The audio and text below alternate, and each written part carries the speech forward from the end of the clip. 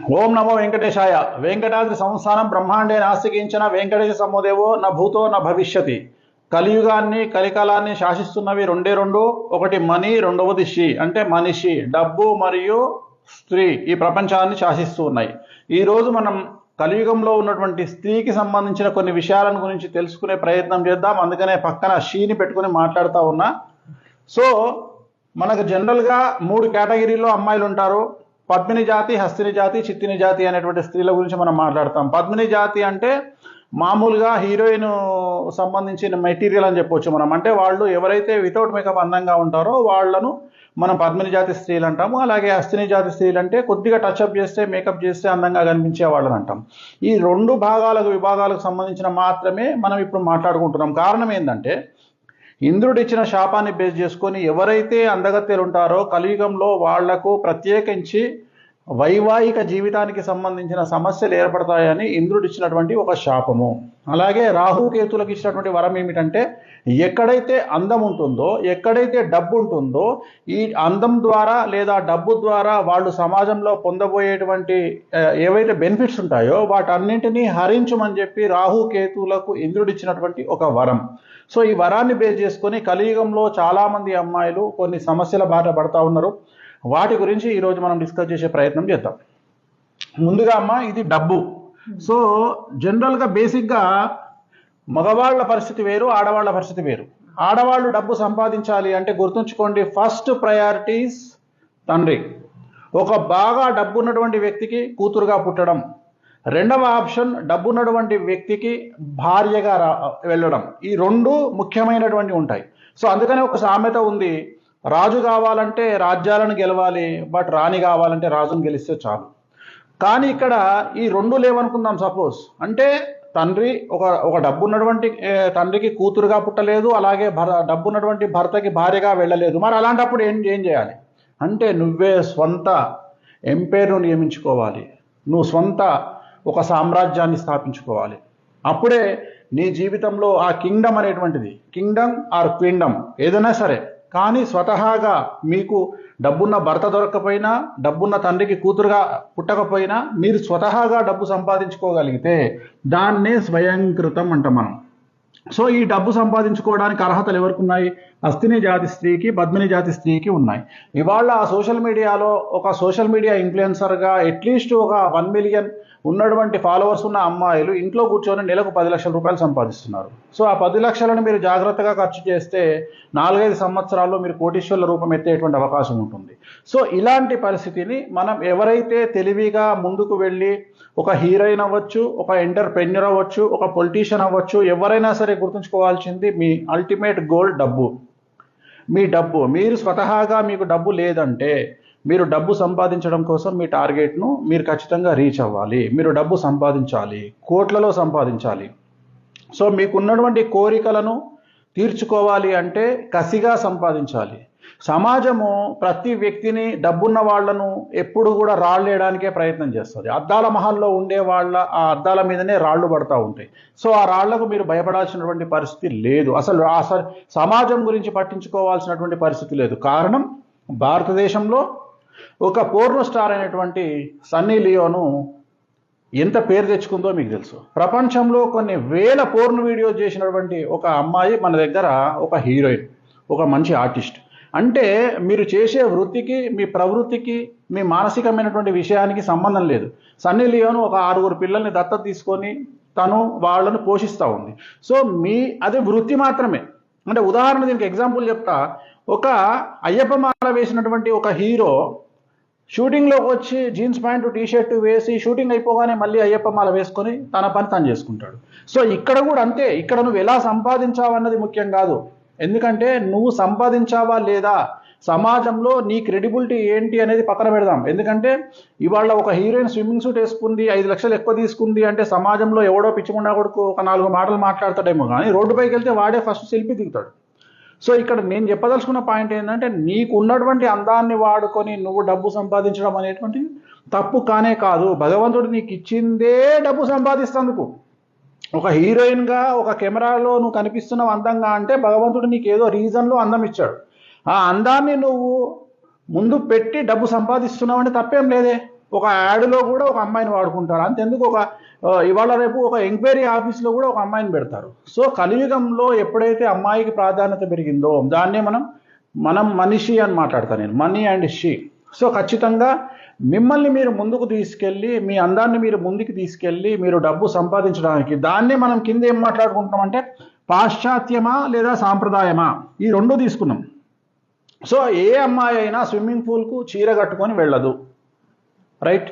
అలాగే ఏ అమ్మాయి అయినా పబ్బుకు చీర కట్టుకొని వెళ్ళదు. సో స్విమ్మింగ్ పూల్కు స్విమ్ సూట్లో వెళ్తుంది, పబ్బుకు పబ్బు డ్రెస్లో వెళ్తుంది.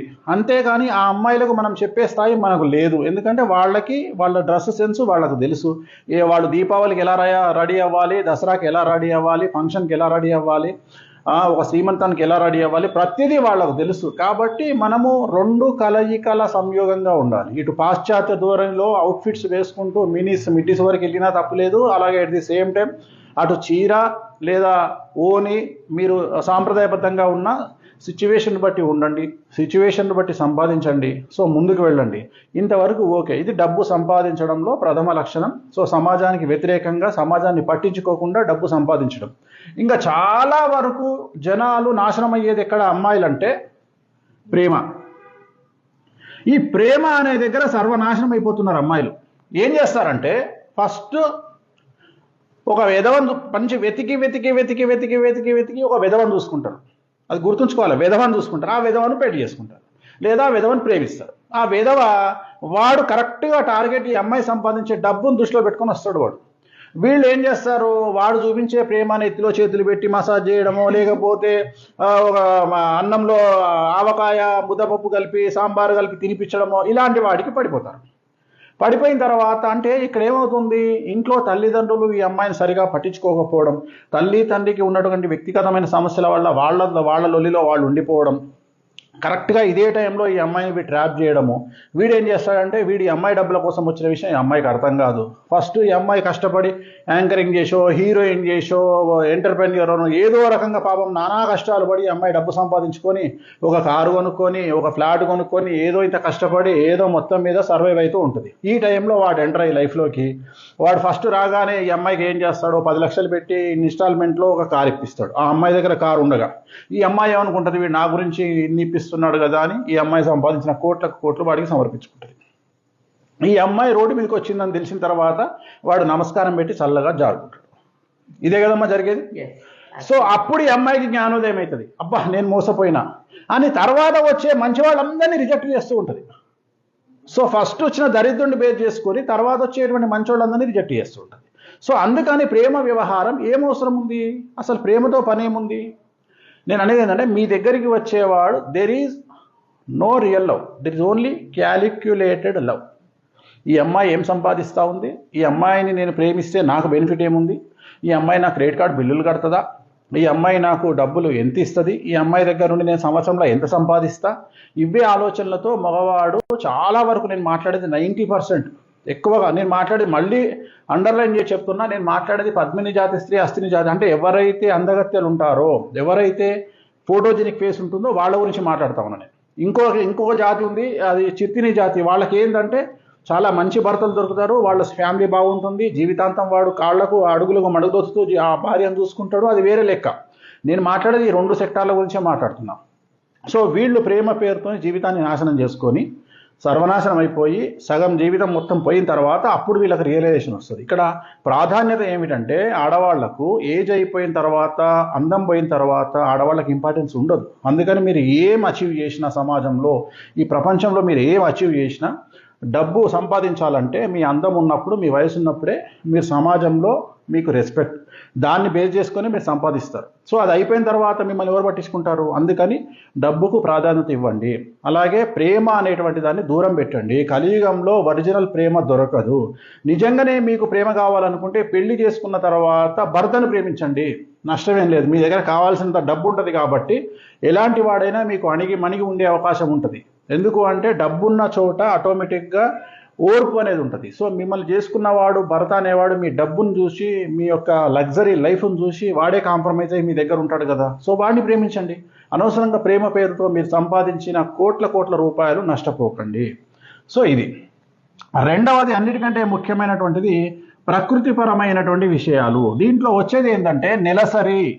సో నెలసరి అంటే మెన్సెస్ అనేటువంటిది ప్రస్తుతము భారతదేశంలో చాలా సమస్యలకు, అన్నిటికంటే ముఖ్యం విడాకులకు, కుటుంబ కలహాలకు తావిస్తున్నటువంటిది నెలసరి. సో నెలసరిలో ఏమవుతుంది అంటే ఆడవారికి హార్మోనల్ ఇన్బ్యాలెన్స్ అనేది ఏర్పడుతుంది. At the same time anxiety disorder అనేటువంటిది ఉంటుంది. అంటే మానసికంగా వాళ్ళు ఉన్నటువంటి స్ట్రెస్, అంటే ఉదాహరణ, ఇంతకు ముందు ఆడవాళ్ళు ఇంటికి పరిమితమై ఉండేవాళ్ళు, వాళ్ళకు అప్పచెప్పినటువంటి కుటుంబ బాధ్యతలు, కుటుంబ పిల్లల్ని పెంచడము, వాటిల్లో వాళ్ళు శ్రద్ధ వహించి వాళ్ళకు ఉండేటువంటి స్ట్రెస్ను అంతవరకు బ్యాలెన్స్ చేయగలిగేవాళ్ళు. కానీ ఇప్పుడేం జరుగుతోంది, మగవాడితో పాటు సమాజంలో బయటికి వచ్చి ఉద్యోగ బాధ్యత నిర్వహణ లేదా వ్యాపార దక్షత ఇవన్నీ అయిపోయిన తర్వాత ఇంటికి వచ్చి భర్తకు చేయాల్సినటువంటి మర్యాదలు, ఇది అయిపోయిన తర్వాత మళ్ళీ పిల్లలకు చేయాల్సినటువంటి సపర్యలు. సో ఇవన్నీ చేసేటప్పటికీ వాళ్ళకు ఉన్నటువంటి కెపాసిటీ 100 అయితే వాళ్ళు 1000%ను షో చేయాల్సినటువంటి పరిస్థితి. సో అప్పుడు ఏమవుతుంది అంటే బ్లాస్ట్ అయిపోయి, బ్యాలెన్స్ తప్పి, మానసికంగా డిప్రెషన్లోకి వెళ్ళిపోయి, యాంగ్జైటీలోకి వెళ్ళిపోయి, హార్మోనల్ ఇన్బ్యాలెన్స్లోకి వెళ్ళిపోయి థైరాయిడ్ ప్రాబ్లమ్స్ రావడము, అనవసరంగా లావ్ అయిపోవడము, పిల్లల్ని కన్నా తర్వాత ప్రకృతి ధర్మంగా వాళ్ళు లావ్ అయిపోవడము, లేదా ఇతర ఆరోగ్యపరమైన ఇబ్బందుల వల్ల లావ్ అయిపోవడం, వీటన్నిటికీ కారణం ఏమిటి అంటే నెలసరి. నెలసరి నుండి పీసీఓడీలు వచ్చి, యూట్రస్లో ప్రాబ్లమ్స్ వచ్చి, ఓవరీస్ బ్లాక్ అయ్యి, ఇవన్నీ రావడం వల్ల మానసికంగా వాళ్ళు డిప్రెషన్లోకి లోనవుతున్నారు. ఈ భారతదేశంలో ఏ ఒక్కరైనా, ఏ ఒక్క భర్త అయినా, ఏ ఒక్క తమ్ముడు అన్న కానీ, ఏ ఒక్క తండ్రి కానీ నెలసరిలో బాధపడేటువంటి అమ్మాయిలను అర్థం చేసుకొని వాళ్లకు సహకరించి, వాళ్లకు కౌన్సిలింగ్ ఇచ్చి, కనీసం వాళ్ళ కోపాన్ని అర్థం చేసుకునే మగవాడు ఉన్నాడా? ఎక్కడన్నా మీకు అనిపిస్తున్నాడా? లేడు. ఎందుకంటే నెలసరిలో కూడా నువ్వు టీ ఎందుకు లేటు తెచ్చినావు అనేటోడే, అన్నం ఎందుకు చేయలేదు అనేటోడే, టిఫిన్ ఎందుకు పెట్టలేదు అనేటోడే, లేదు అమ్మాయి కోపంగా ప్రవర్తిస్తే, భార్య కోపంగా ప్రవర్తిస్తే, తల్లి కోపంగా ప్రవర్తిస్తే అర్థం చేసుకోలేనటువంటి మూర్ఖపు మగవాళ్ళు ఉన్నటువంటి భారతదేశంలో ఎవరైనా ఒకళ్ళు కనీసం ఈ సిచ్యువేషన్, ప్రకృతి ధర్మంగా ఆడవాళ్ళకి ప్రాబ్లమ్స్ ఉన్నాయి, నెలసరిలో ఈ ప్రాబ్లమ్స్ ఉన్నాయి, నెలసరిలో ఒక హీరోయిన్ ఒక సినిమా సాంగ్ చేయాలంటే ఎంత కష్టం? ఒక ఆడపిల్లగా అడుగుదాం, ఎంత తల్లి, ఎంత కష్టమవుతుంది? చాలా కష్టం. స్కూల్కి వెళ్ళాలంటే, కాలేజీకి వెళ్ళాలంటే, ఆ కాలేజీకి వెళ్ళే సందర్భంలో నెలసరి సమయంలో కాలేజీకి వెళ్ళాలంటే ఎంత కష్టం? అంటే ఒక రకమైన ఇన్సెక్యూర్డ్ ఫీలింగ్ ఉంటుంది. వెళ్తుంటే సమాజంలో మనల్ని ఎవరైనా చూస్తున్నారా, నా కండిషన్ ఏంది అనే ఆలోచన ఉంటుంది. సో అయినా కానీ వాళ్ళ కాంపిటీషన్లో మగవాళ్లతో సమానంగా, ఈ పదాన్ని మనం వాడద్దు, ఎందుకంటే ఆడవాళ్ళు ఎక్కడో ఉన్నారు, మగవాళ్ళు ఎక్కడో ఉన్నారు, సమాజంలో వాడే మాట ప్రకారం చెప్తున్నా. సో సమాంతరంగా వెళ్తున్నటువంటి సందర్భంలో ప్రకృతిపరమైన ఇబ్బందులు వాళ్ళు ఫేస్ చేస్తూ కూడా, మగవాళ్ళ నుండి సహాయం లేకుండా కూడా ముందుకు వెళుతున్న సందర్భంలో నేను అదే చెప్పదలుచుకున్నా, సాధ్యమైనంత వరకు ఈ ధర్మాల విషయంలో ఈ ప్రత్యేకించి ఈ మీకు వచ్చినటువంటి ఏదైతే మెన్సెస్ ఉందో, నెలసరి ఉందో, దాన్ని ఆ టైంను ఓవర్కమ్ చేయండి.